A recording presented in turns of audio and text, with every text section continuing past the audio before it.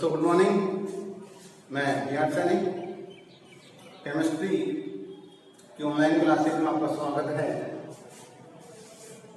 बेटा देखो, हमने अभी तक उपसेशन यूनिट था, कोऑर्डिनेशन कंपाउंड से परिभाषिक शब्द पढ़ रहे थे, उसमें 2-3 परिभाषिक शब्द पढ़ लिए। आज की इस क्लास में मुख्य परिभाषिक शब्द और जानेंगे।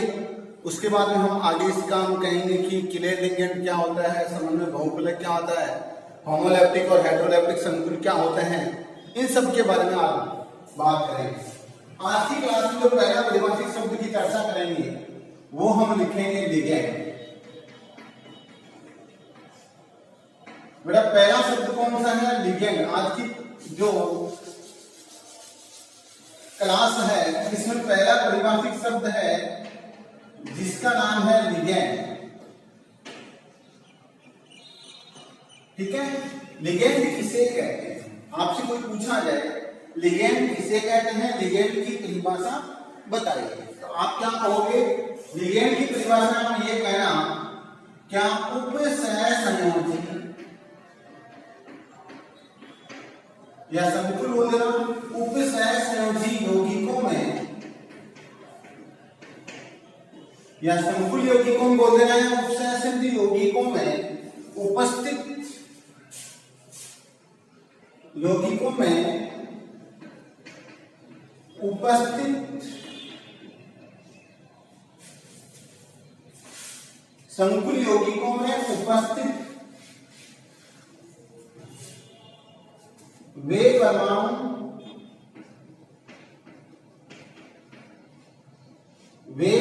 परमाणु कोमा अणु या आयन, मैंने तीनों प्रकार के शब्द लिख दिए, परमाणु भी लिखा, अणु भी लिखा है, आयन। तो हम क्या लिखेंगे? उपसहसंयोजी यौगिकों में उपस्थित वे परमाणु अणु या आयन जो केंद्रीय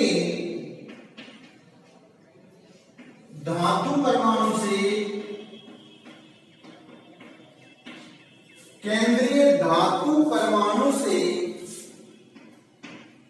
उपसहसंयोजी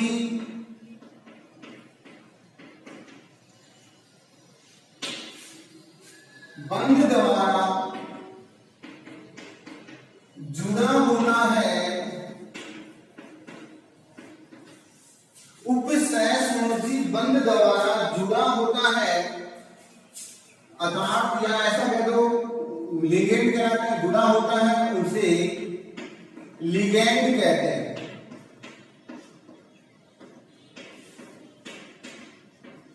या तो ऐसा कह दो या ऐसा कह दो, इसकी डेफिनेशन दूसरी लिखना चाहो तो आप और लगा के लिख सकते हो। क्या? उपसहसंयोजी या संकुल यौगिक लिख दो,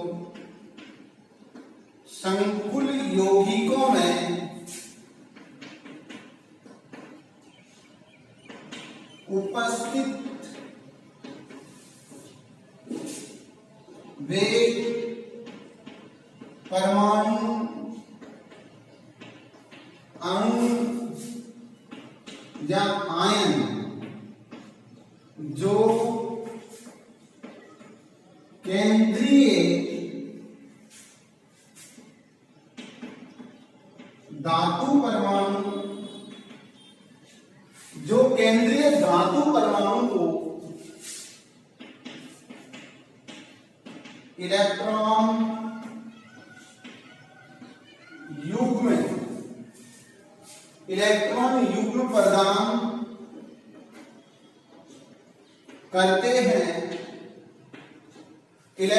युग्म प्रदान करते हैं, उन्हें लिगैंड कहते हैं। उन्हें क्या बोलते हैं? लिगैंड कहते हैं। दूसरी बात ध्यान देना, लिगैंड इलेक्ट्रॉन युग्म देने वाला है, तो लिगैंड देने वाला तो हम क्या कहें? दाता परमाणु है। तो लिगैंड को दाता परमाणु भी कहा जाता है। इलेक्ट्रॉन को दान देगा तो दाता हो गया, दान दाता हो गया, उसे क्या बोलेंगे? क्या कहेंगे उसको, दाता परमाणु भी कहा जाता है। ठीक है, इसके अलावा कहूंगी उपसैसिव बंध द्वारा जुड़े रहेंगे। इसका एग्जाम्पल की चर्चा करें, जैसे हमने इसका एग्जाम्पल लेना है अपने पास में, कहते हैं PP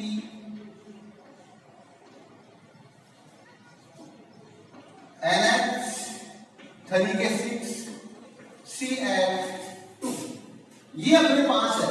इसमें देखो लिगेंड कौन से हैं, लिगेंड अपने पास ये 6 हैं, NH3 और NH3 है वो लिगेंड का कार्य करेगा।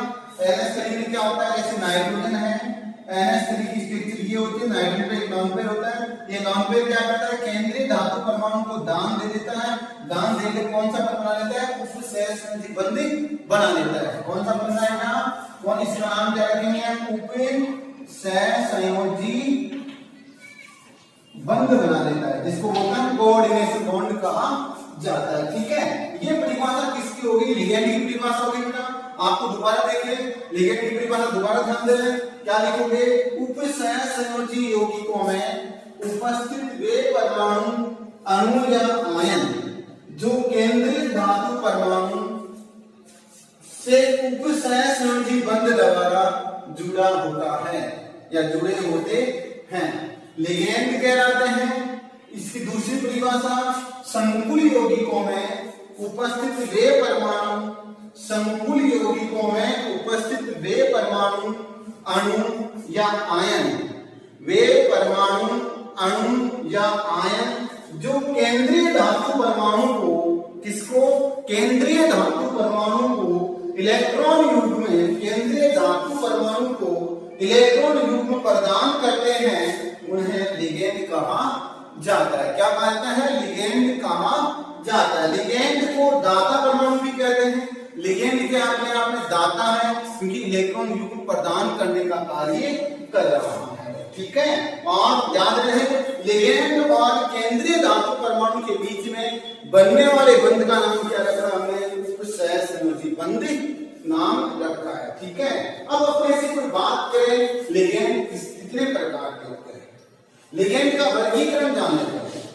इसके जस्ट आगे हम ले लेते हैं लिगेंड का क्लासिफिकेशन, वर्गीकरण, उनकी बात कर लेते हैं।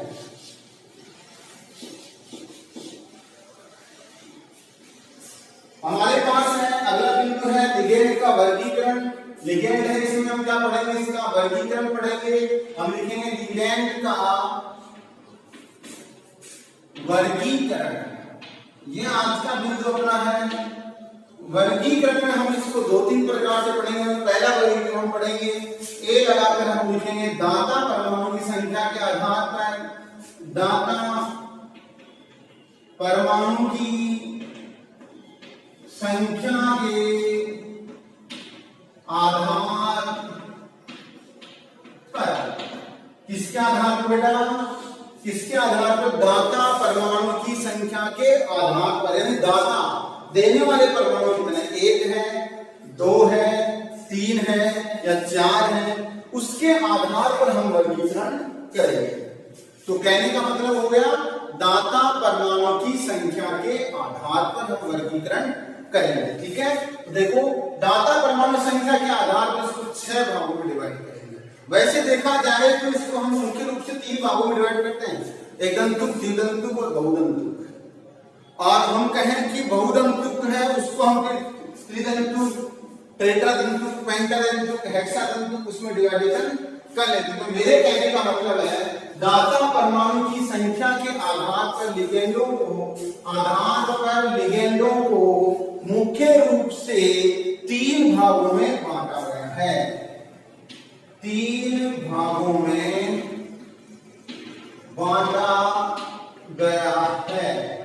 बेटा कितने भाग लिए हमने, 3 भाग लिए। कौन कौन से, देखो मैं ऐसा करता हूं, इधर हम इसका वर्गीकरण करेंगे सभी का, लेकिन हम यहां लिख लेते हैं क्या 3 भाग कौन कौन से। पहला है एक दंतुक,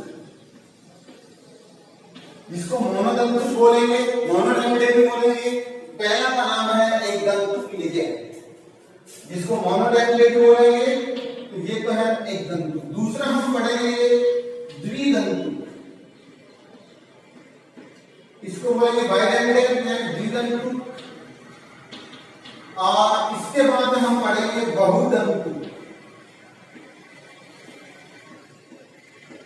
बहुतंतुक लिगेंड। अब देखो बहुतंतुक लिगेंड है, इसका क्लासिफिकेशन कर लेते हैं। हमारे पास बहुतंतुक में एक तो हम कहेंगे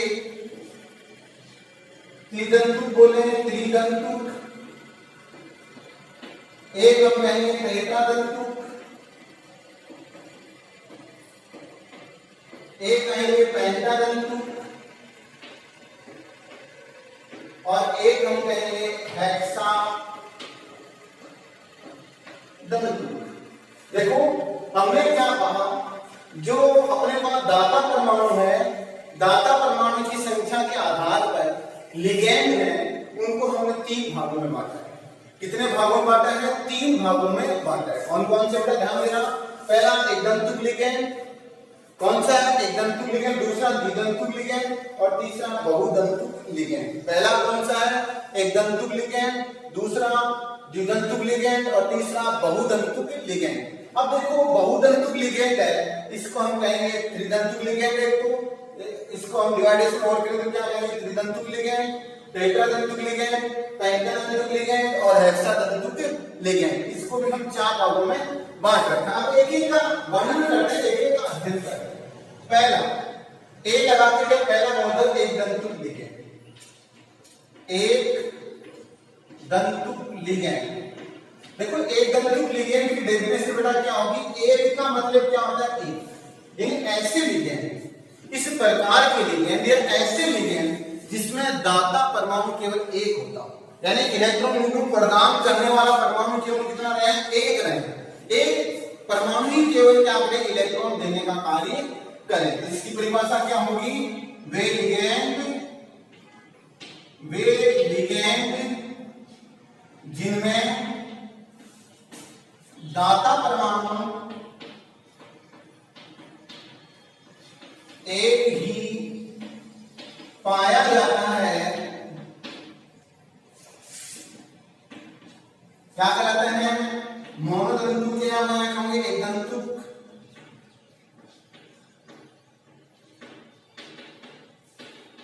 लिगेंड कहलाते हैं। देखो एक दंतुक लिगेंड की परिभाषा है कि वे लिगेंड जिसमें दाता परमाणु संख्या क्या रहे? एक होती है, उसे क्या कहते हैं? एक दंतुक लिगेंड या मोनोदंतुक लिगेंड कहा जाता है। जैसे एग्जांपल देखते हैं, हम बात करते हैं जैसे की चर्चा करें तो हमारे पास जैसे मान लो NH3 है, NH3 में नाइट्रोजन ही क्या करता है? इलेक्ट्रॉन युग्म दान देने का कार्य करता है, बाकी हाइड्रोजन दान देने का कार्य नहीं करेगा, तो ये दाता हुआ ही नहीं हुआ। इसी प्रकार से मैं कहता हूं H2O है, इसमें ऑक्सीजन परमाणु ही दाता है, कोई दूसरा दाता नहीं है, इसलिए कैसा है? एक दंतुक है। इसी प्रकार से मैं कहता हूं Cl- है, वो अकेला क्लोरीन है, तो दाता परमाणु क्या हो जाएगा? क्लोरीन अकेला रहेगा। इसी प्रकार से मैं कहता हूं PH3 है, इसमें फास्फोरस अकेला दाता परमाणु है, इसलिए ये कैसा हो जाएगा? एक दंतुक लिगेंड हो जाएगा। तो मेरे कहने का मतलब ये हो गया, ऐसे दाता परमाणु या ऐसे लिगेंड जिनमें दाता परमाणु की संख्या एक होती है, उसे मोनोदंतुक लिगेंड कहा जाता है। क्या कहा जाता है? मोनोदंतुक या एक दंतुक लिगेंड कहा जाता है। ठीक है। सेम इसी प्रकार से दूसरी परिभाषा क्या है?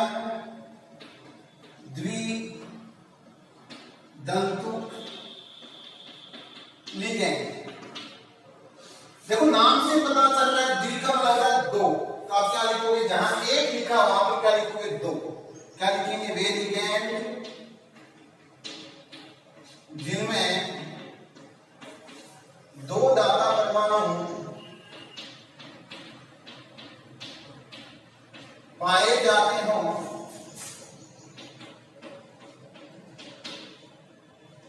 उन्हें द्विदंतुक लिगेंड कहा जाता है।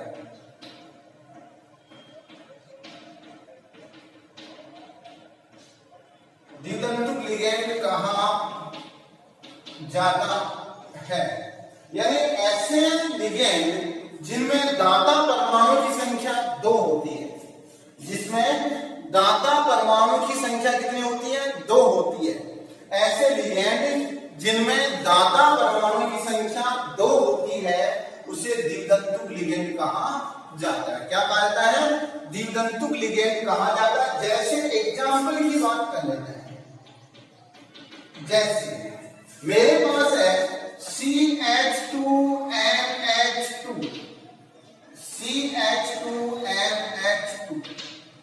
एथिलीन डाइएमीन, इसका नाम क्या है?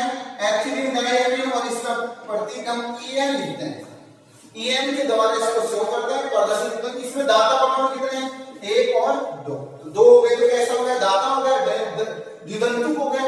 कितने दाता हैं? एक नाइट्रोजन, 2 दोनों जुड़े हैं आपस में, यानी आपस में एक ही श्रृंखला है, तो क्या दाता हो गए, इसको क्या बोलेंगे? द्वितंतुक लिगेंड। इसी प्रकार से मैं ऐसा कहता हूं C डबल बॉन्ड O, ठीक है। ये क्या है? ऑक्सीलेट है। ये इसको क्या बोलेंगे? ऑक्सीलेटो। इसको O अक्ष द्वारा व्यक्त करेंगे और वैसे इसका नाम क्या है? ऑक्सीलेटो।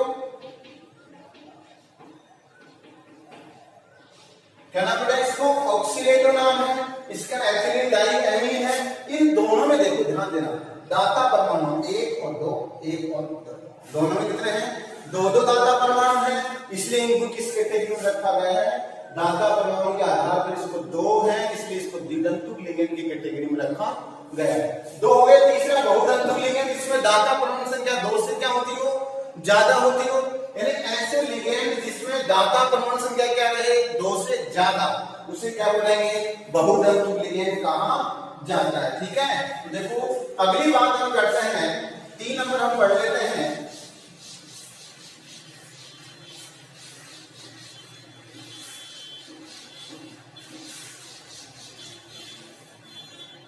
थर्ड नंबर लगाकर हम पढ़ते हैं बहुतंतुक लिगेंड। बहुतंतुक लिगेंड, ठीक है। बहुतंतुक लिगेंड की परिभाषा आप क्या कहोगे? वे लिगेंड जिनमें दाता परमाणु की संख्या, वे लिगेंड जिनमें दाता परमाणु की संख्या 2 से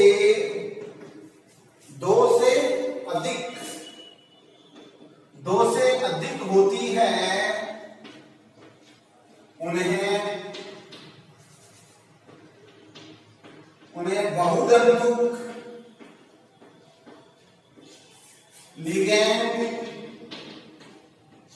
कहते हैं। उन्हें क्या कहते हैं? बहुतंतुक लिगेंड कहते हैं, जिसमें क्या रहे? दाता परमाणु संख्या 2 से ज्यादा रहे। 2 नहीं होना चाहिए, 2 तो द्वितंतुक हो गया, 2 से ज्यादा है, 3 या 3 से ज्यादा बोल सकते हैं, 2 से ज्यादा। जैसे मैं ऐसा कह दूं, मेरे पास है, यहां लिख रहा हूं NH2, इससे मैंने जोड़ दिया CH2, यहां जोड़ दिया NH, यहां CH2, NH2।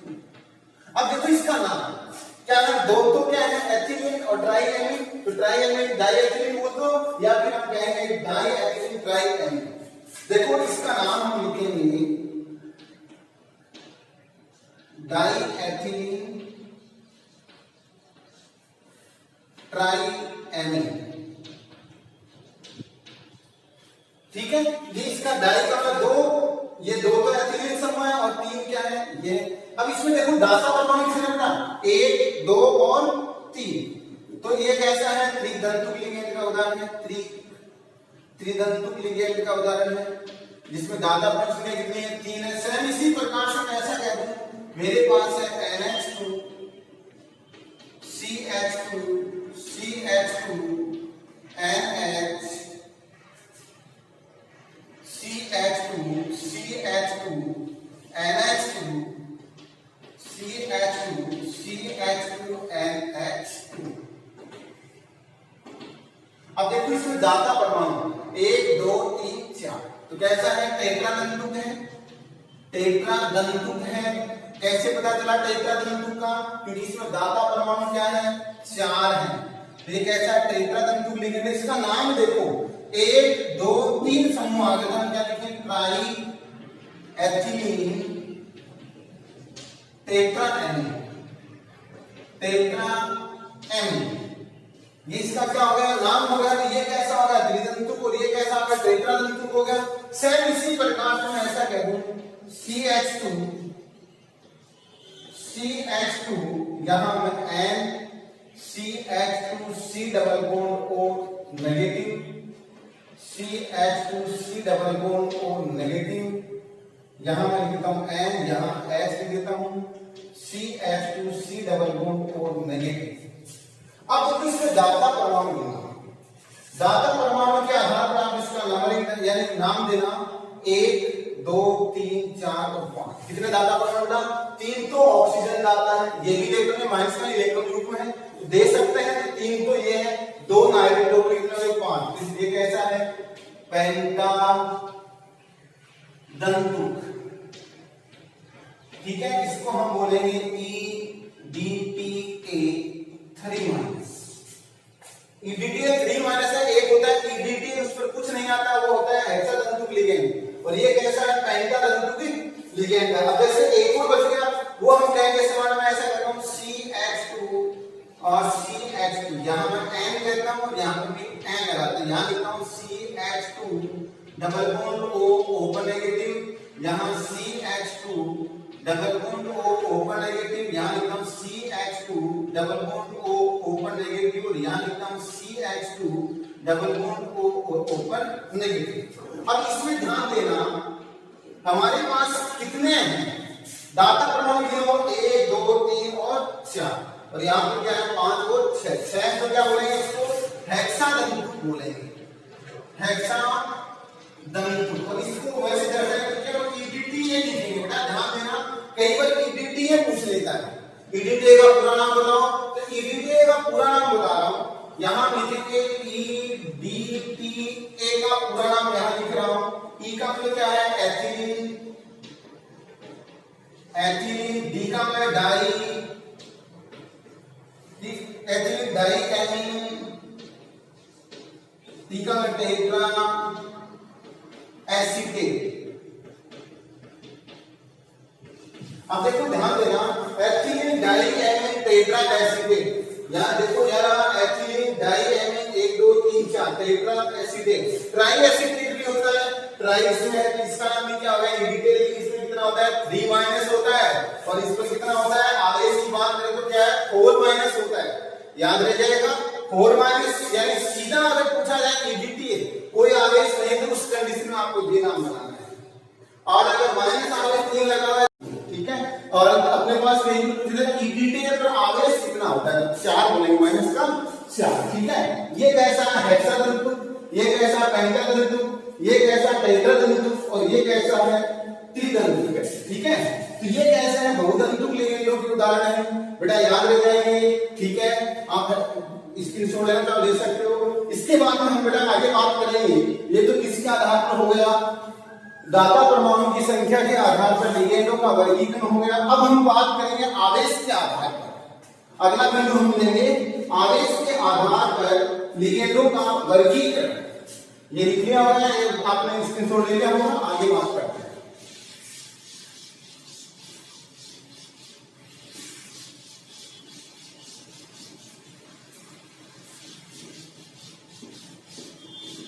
अगला जो वर्गीकरण का है वो हम रखेंगे किसके आधार पर, आवेश के आधार पर। अभी तक हमने लिखा दाता परमाणु की संख्या के आधार पर वर्गीकरण क्या है, अब हम लेंगे आवेश के आधार पर वर्गीकरण। V लगाकर हम जानेंगे क्या, आवेश के आधार पर वर्गीकरण, यानी classification on the base of charge. लिगेंडों का क्लासिफिकेशन है वो किसके आधार पर ले रहे हैं हम, आवेश के आधार पर। तो बेटा ध्यान देना, मुख्य रूप से आवेश है वो कितने प्रकार के होंगे, 3 प्रकार, यानी आवेश के आधार पर लिगेंड है वो कितने प्रकार के होते हैं, 3 प्रकार के। आवेश के आधार पर लिगेंड कितने प्रकार के होते हैं बेटा, 3 प्रकार के होते हैं। किसके आधार पर, आवेश के आधार पर लिगेंड तीन प्रकार के होते हैं, ठीक है। तो अब देखो, ये तो आवेश के आधार पर तीन प्रकार कौन कौन से, ये ध्यान देना। मैं यहां लिख देता हूं, पहला प्रकार धनावेशी या धनात्मक आवेश या धनावेशी लिख दो, धनावेशी लिगेंड। दूसरा कौन सा आएगा, ऋणावेशी लिगेंड, और तीसरा उदासीन लिगेंड, उदासीन लिगेंड।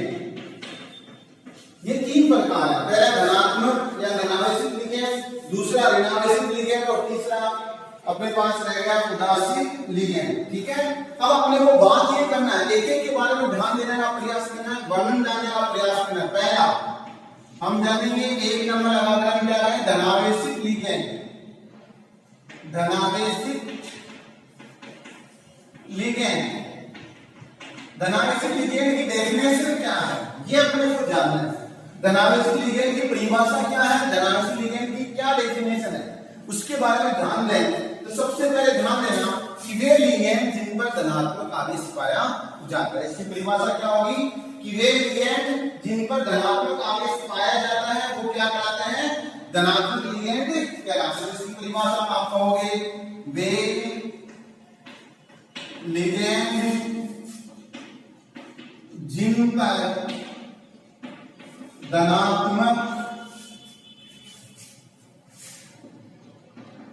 आवेश पाया जाता है, क्या कहलाते हैं, पाया जाता है, क्या कहलाते हैं, धनावेशित लिगेंड कहलाते हैं, धनावेशित लिगेंड कहलाते हैं। कौन से कहलाएंगे, धनावेशित लिगेंड कहलाते हैं। जैसे धनात्मक आवेश होना चाहिए तो NO2 plus nitronium, nitronium ion, कौन सा रहता है, नाइट्रोनियम आयन है, तो हम इसका नाम लिखेंगे नाइट्रोनियम, नाइट्रोनियम। अब इसको कौन सा आवेश याद रखना, धनात्मक आवेश है। इसको किस कैटेगरी में रखा हमने, धनात्मक आवेश में रखा है, धनावेशित लिगेंड में रखा है, क्योंकि आवेश कैसा है, धनात्मक। सेम इसी प्रकार से दो नंबर लगाकर हम लिखते हैं ऋणात्मक आवेश या ऋणावेशित, क्या लिखेंगे, ऋणावेशित लिगेंड। अगला कौन सा है, ऋण आवेशित लिगेंड। तीसरा, दूसरा प्रकार कौन सा बेटा, ऋण आवेशित लिगेंड। देखो ऋण आवेशित लिगेंड में क्या कहोगे, इसकी परिभाषा क्या कहोगे, वे लिगेंड जिन पर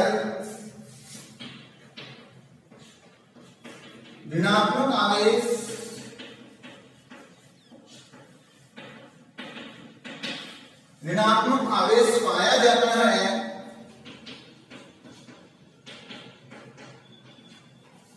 ऋणावेशित लिगेंड कहलाते हैं।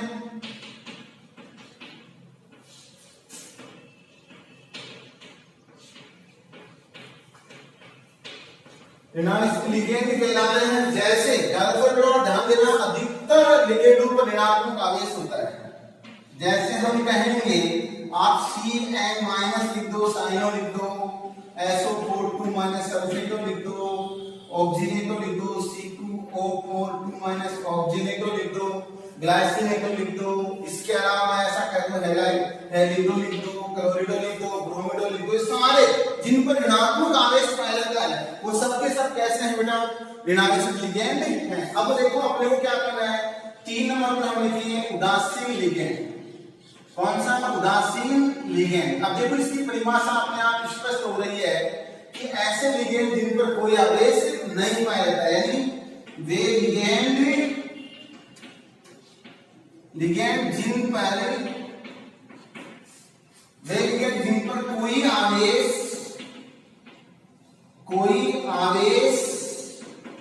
नहीं पाया जाता है, उदासीन लिगेंड कहलाते हैं। उदासीन लिगेंड कहलाते हैं। कौन कौन से, जैसे आप लिखोगे NH3, क्या इसमें कोई आवेश है, नहीं ना, तो ये क्या एमीन कैसा हो गया, कैसा हो गया बता, ये भी कैसा हो गया, उदासीन हो गया। इसी प्रकार से मैं कहूं H2O, क्या कोई आवेश है? नहीं। PH3 कोई आवेश है? नहीं। पिरीडीन की बात कर लो, कोई आवेश है? नहीं। ये कैसे हो गए? उदासीन लिगेंड है। तो देखो हमने आवेश के आधार पर लिगेंडों का वर्गीकरण हमने किया, वो कितने प्रकार से किया? आवेश के आधार पर लिगेंड हमने कहा 3 प्रकार के होते हैं। एक तो धनावेशित लिगेंड होता है, एक ऋणावेशित लिगेंड होता है और एक उदासीन लिगेंड होता है। ठीक है बेटा, आपके समझ में आया? इसके बाद में बेटा हम आगे बात करते हैं, लिगेंड का टॉपिक अपना पूरा हो जाता है। हम नेक्स्ट बात करते हैं परिभाषिक शब्दों में लिगेंड के बाद में अगला शब्द आता है समन्वय संख्या।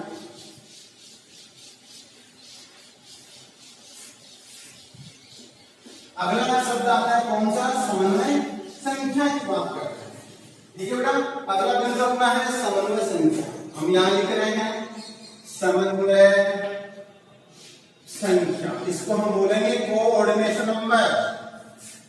Coordination number. देखो इसकी सिंपल सी डेफिनेशन समझना बहुत आसान है। क्या क्या लिखोगे? संकुल यौगिकों में, संकुल यौगिकों में, संकुल यौगिकों में उपस्थित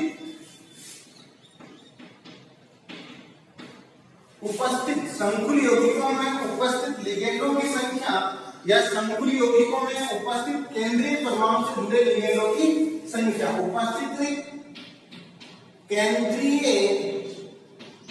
परमाणु से जुड़े, केंद्रीय परमाणु से जुड़े लिगेंडों की संख्या उपसंयोजन या समन्वय संख्या कहलाती है। उसकी संख्या कहलाती है समन्वय संख्या कहलाती है। देखो इसका मतलब ये हो गया कि केंद्रीय परमाणु से जुड़े लिगेंडों की संख्या। सीधी सी बात है, आपने भाषा में बात करा कि केंद्रीय परमाणु से कतरा लिगेंड जुड़ रहे हैं, एक दंतु लिगेंड कर रहे हैं, बाकी संख्या के कहलावी समन्वय संख्या। जी मान लो आप एग्जांपल लेना, आप जो अपना एग्जांपल है K4 FeCN6 और एग्जांपल, ठीक है। ठीक है, मान लो लिगेंड कौन सा है? एक लिगेंड है, CN तो लिगेंड है बेटा। अब इस CN की संख्या कितनी है टोटल? आपका 6 है ना, ठीक है। नीचे बेस में 6 तो ला रहे हैं ना, तो आपका क्या लिखना? इसकी समन्वय संख्या है, समन्वय संख्या बेटा ये करती है आपका करना 6, ठीक है। अब ये प्रकार से आपको दूसरे एग्जांपल दे देता है K4 इवेंट जो है कि आप लिखना है तो लिखना CN का 3 और CL का 3 लिखना है। अब ध्यान को पूछे बेटा ये की समन्वय संख्या कितनी है? तो देखो ध्यान दो, आप लिखना समन्वय संख्या। अब देखो सबसे पहले वो केंद्रीय परमाणु एक अगला सारा लिगेंड है, और तो केंद्रीय परमाणु का अगला सारा के लिए लिगेंड और लिगेंड की संख्या के लिए 3 तो 3 तो आपने लिखा 3 + 3 = 6, लेकिन समन्वय संख्या कितनी होगी? 6 होगी, ठीक है। इस प्रकार से अपना एग्जाम आपका यो है बेटा। इनकी समन्वय संख्या तो उत्तरांकों को 4, इनकी समन्वय संख्या कितनी है? 4 है उत्तरांक अपना। लेकिन जब आपका एक ही बात कर रहे हैं कि K4 यहाँ पर K3 लिख जाती है, थोड़ी सी चेंज करते हैं, CR लिख दिया और लिखा C2O4 क्या आपका लिख दिया 3। अब बताने कोई पूछा है कि समन्वय संख्या बताओ कितनी है, तो देखो इनको उत्तर तो नजर आ रहा है स्पष्ट 3 आ रहे हैं बेटा। 3 इतने गलत जाएगा कैसे? और लिगेंड क्या है? C2O4 ऑक्सीडेट क्या है? द्वितंतुक लिगेंड है। तो ई कंडीशन में अगर आप एक दंतुक लिगेंड लिख रहा तो आपको क्या करना है? संख्याएं लिखनी है यहाँ। लेकिन द्वितंतुक लिगेंड है 2 से गुणा करना है, त्रिदंतुक लिगेंड है 3 से गुणा करना है, हेक्सादंतुक लिगेंड है 6 से गुणा करना है। तो ई की समन्वय संख्या कितनी है बेटा? आप लिखना समन्वय संख्या आपका लिगेंड की संख्या कितनी है 3 और द्वितंतुक लिगेंड है इसलिए कितने होंगे टोटल 6। इसके समूह संख्या कितने होगी 6। आपसे पूछे 2 क्रम आया तो 2 आपका क्या होगा वो द्वितंतुक लिगेंड है।